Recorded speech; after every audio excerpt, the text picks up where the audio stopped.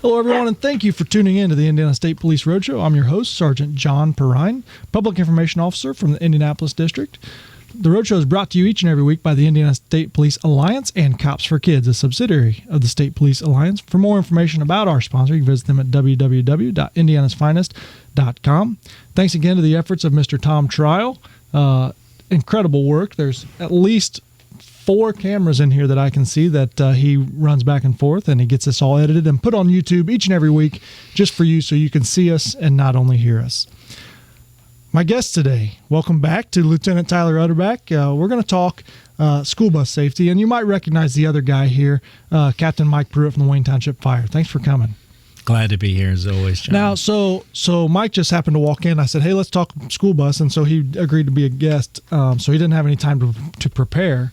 But he often relates to like 7 and 8-year-old kids, so he can talk school bus safety pretty easily. I'm not even going to respond to that, John. All right. So, Lieutenant, let's start with the inspections of the actual physical inspection. Every single school bus in the state of Indiana has to go through an Indiana State Police inspection every school year. Every year, and that also includes anything that's 12 years old or older has to see us twice. Okay. And it's not just the yellow buses either. You have a lot of daycares that are using buses of sorts, the smaller version. They're just not yellow buses, but they're transporting children. Those also get included with our inspections. Wow.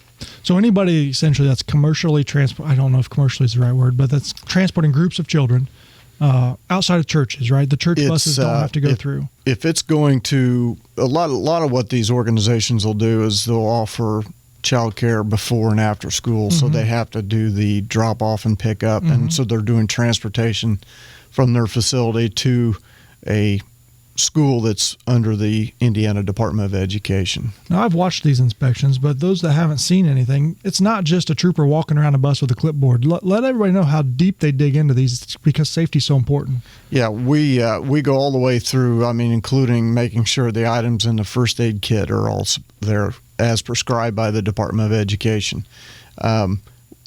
Typically, because we have such a high volume of buses to go through, we'll have them lined up with a driver for each vehicle, and we'll try to put sometimes 2, sometimes even 3 troopers going in and around that bus. Yeah. We'll have somebody going underneath, and we'll have somebody else going through all the checks on the inside, and then maybe the third guy is going to help out with watching some of the lights and checking the driver's credentials and all the other paperwork that goes with the bus. So it's definitely a team effort. But when you say going underneath, what types of things are you guys looking for underneath the bus? So, the big thing is obviously brakes and suspension and steering components.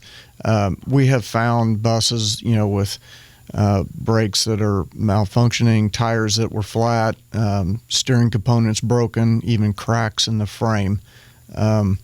Things get overlooked. Some school corporations do an excellent job. There's some that I could have and that I know that I could think of that you go down there and their buses are just immaculate. They've got the bus cleaned inside and out and everything's checked. If you find a light bulb out, they've got somebody right there on the spot to replace it. But unfortunately, some school corporations, they go through personnel changes, they have budget cuts, they have, sometimes they just have poor management, and the buses have to get checked and actually get placed out of service. And we find some things that are troubling. So let's talk. What's the recourse? A bus doesn't pass inspection.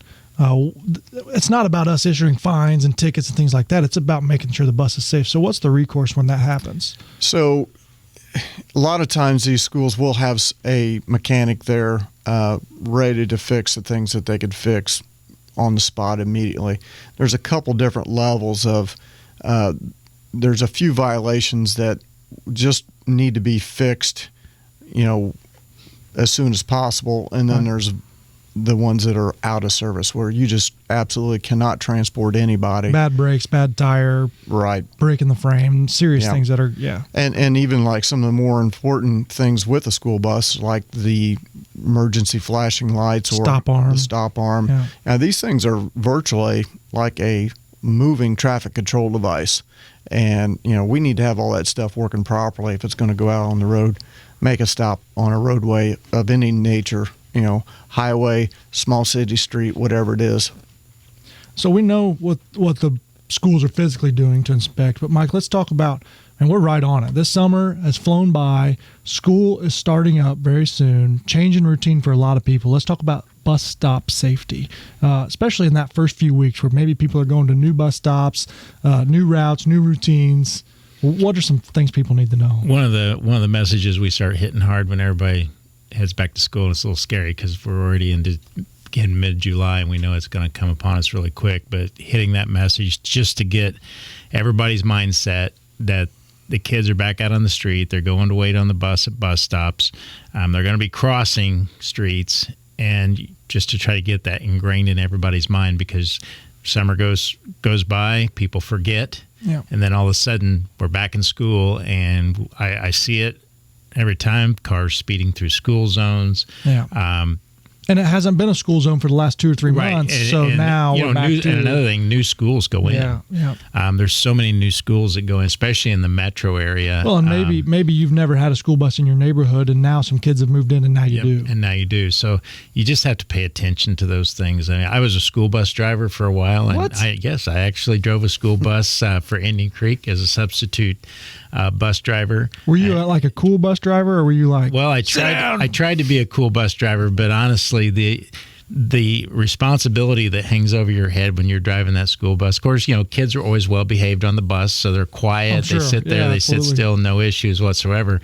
But I know as a driver, the amount of responsibility you have hanging over your head on a daily basis when you're picking those kids up, and those parents are trusting you to get their kids to school and get them home, and that was even more stressful than any public safety job that I've ever had. Driving a school bus. A lot of pressure. As a side note, Ty and I went to high school together. Long time ago. And all I'm thinking is how things come full circle. Did you guys ever ride a bus together, you think? I don't know if we were on the same, but he was on a different bus route. Okay. Yeah, we were from different boroughs of Union Township. Different hollers? Yeah, different hollers. I kind of think maybe that there was a flash where he's thinking, okay, this is what my bus driver had to deal with when I was riding a bus. Absolutely. I remember my bus driver well. He Bob Sedam. He was my bus driver the whole time. And I remember what I did on the bus and how, cool and calm he always was. And when you pushed him over the edge, you knew you'd gone too far. But, one of the questions I got for timing, growing up, school buses when we were in school versus the standards then versus now, they've changed, obviously. Well, they have. Obviously they've added more emergency exits and the alarming systems, that activate when these emergency exits are open. I don't remember any of those things going off back when we were younger. Cameras. And one of the hot topics, and I don't want to dig into it, is seatbelts on buses. I mean, there's a million people that argue for it and a million people that argue against it. Yeah, that is, It's a huge expense. That's obviously been something that it would take a while to get everybody equipped. But I don't know. You just can't argue with restraining systems. Yeah. So Mike, let's go back to bus stop safety, because before we know it, daylight saving time is going to kick in. It's going to be dark at the bus stop. As a parent, what are some things that you can equip your child with that's going to be standing by at the bus stop? High visibility. Yeah. So whether they're backpack, you get them a backpack that has reflective striping on it, or if they have a jacket. I know a jacket with a lot of reflective striping might seem nerdy, but actually it's going to keep them kind of safe. like a fireman jacket? Sort of like a it's firefighter jacket, John. Firefighter. Yeah, Did I it's say not fire. Fireman's so 1950. You can't, be like policeman. I got it. So it's police officer these days. But anyway, reflective. When you're buying their tennis shoes, and a lot of tennis shoes have reflectiveness in it, and that makes a huge difference. Those little reflective Kim sticks. Yeah. If they're in a dark area and they're going through neighborhoods, put something on that's reflective. And the other thing is go with them to the bus stop, especially when they're younger and they're just learning. I see so many kids making their way to the bus stop, and it's got to be their first or second year. Yeah. And they're going to get on the first bus that stops. Well, and that's another thing. We hear the stories every year of kids getting on the wrong buses, and that's pretty frightening for a kid that doesn't know where he's going. He sees the yellow school bus, friendly school bus driver, and on he goes. And used back in the day, even when we went home, we would go home with friends, so we would go home on a different bus a lot of times. Now, Tyler, let's talk about driving around school buses, and let's clearly let people know when they have to stop. I mean, because that's always people are like, I don't know if I need to stop or not. Yeah. First thing I would tell you is if you're ever in doubt, stop. If you're ever in doubt, stop. Absolutely. But what's the law actually say? Well, so if you see those red flashing lights, you need to treat even them. The yellow ones, playing like they're about to stop. That's right. That's another advance from the previous years. Back in our day, they didn't have that, and that's to let you know it's like a yellow light at a traffic light. This bus is getting ready to stop. If you see those yellow lights, that must mean that they're, particularly in the morning, there's children in the area. And in the afternoon, there may be other pedestrians, could be a parent. Be prepared to stop. Yeah. I think if you just see that yellow bus, I mean, there's a reason why the law only allows for that yellow to be on any vehicle. As you see it, consistency. It's very, it's very, very noticeable. You need to start driving and paying attention to that bus and what it's going to do. Be prepared to stop. Try to make eye contact with the driver and look for any kids that you see around. But stop, wait for that stop arm to go all the way back to its position and no red lights flashing before you proceed on, and then just move with caution.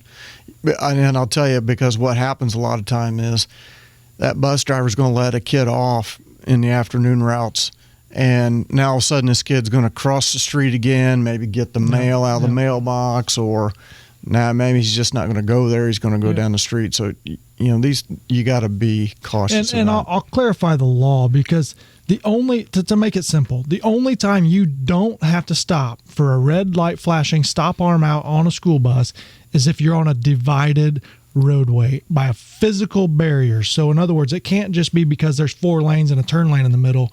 If there's 4 lanes and a turn lane in the middle with no concrete curb, no wall, no grass median, you have to stop in all directions. That's right. Okay.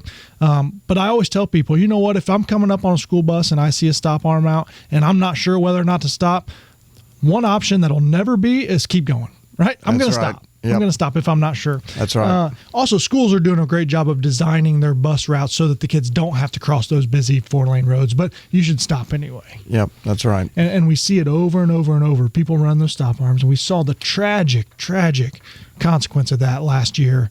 And gosh, we do everything we can to prevent that from happening this year. Yeah, we'll be on runs in fire trucks, and the school buses stop letting kids, and we stop. Yeah. I mean, absolutely. It's that serious that we even stop for a school bus, until that school bus driver has full control of the environment around him to where we can get by him, but we stop. Yeah, and that's the thing, especially if you're going the other way and you see those yellow lights come on. First thing to do is make eye contact with the bus driver. The bus driver might say, hey, go ahead, I'm stopping up there or whatever, but make eye contact with that bus driver. It's going to do 2 things. It's going to let that bus driver know that you see them, and maybe that bus driver has something to communicate to you. So, Mike, we got about a minute and a half here. Bus stops, walking to school, drop-off lines. What safety messages do we have to get through this school year with 0 injuries or fatalities? Just be patient. Put your head on a swivel when especially if you're driving in a community like where I work at on the west side of Indianapolis. You have to have your head on a swivel all the time, because especially at noontime, when a lot of the kids from the high school let out and go to the restaurants that are adjacent to the high school, they're out on the streets at noon. It's not a morning thing or an evening thing when kids go to school. These kids can be in and out at different times. So we need to pay attention all day long when we're moving through these zones. Pay attention to the signs when you see them, that their school zone exists, and just slow down. Just slow down. And again, Lieutenant, any last minute safety advice here? We've got close to 20 troopers dedicated full time to school bus safety, make sure the equipment's in good condition. We meet with the Department of Education all the time on changes in what's going on with the engineering of trucks. I'm sorry, school buses. But we also, any of those inspections, you can check your own child's school bus by finding it on the Department of Education website to see how it passed an inspection or not, and you could get to that through our website as well. So that's a good thing to check on. Check on your school awesome. buses. So thank you to my guests, Lieutenant Tyler Utterback and Captain Mike Brewer. We've been talking school bus safety. School's starting up. Can't believe it, but everybody be careful. Buckle up.